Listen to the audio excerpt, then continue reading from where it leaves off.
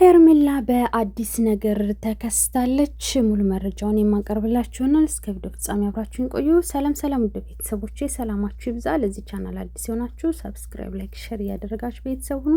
የምለቀው ቪዲዮ ከማንም በፊት በፍጥነት እናንተ ጋር እንዲደርስ የደወል ምልክቷን መጫናችሁን እንዳትረሱ። ከጎን የሆናችሁ የምታበረታቱኝ ፈጣሪ የልባችሁን መሻት ሞልቶላችሁ በሰላም ከቤተሰቦቻችሁ ጋር ፈጣሪ በሰላም ያገናኛችሁ። እናም ሄርሜላ እንግዲህ በዚህ መልኩ መታለች ማለት ነው።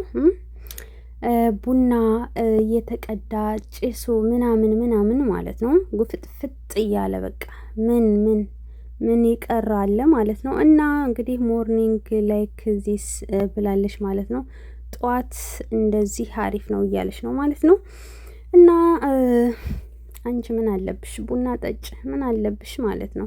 እኛ ተጨንቀን ማታ እስከሚደርስ ድረስ በአፍንጫችን ማለት ነው በአፋችን ልባችን ልትወጣ ምንም አልቀራትም ማለት ነው።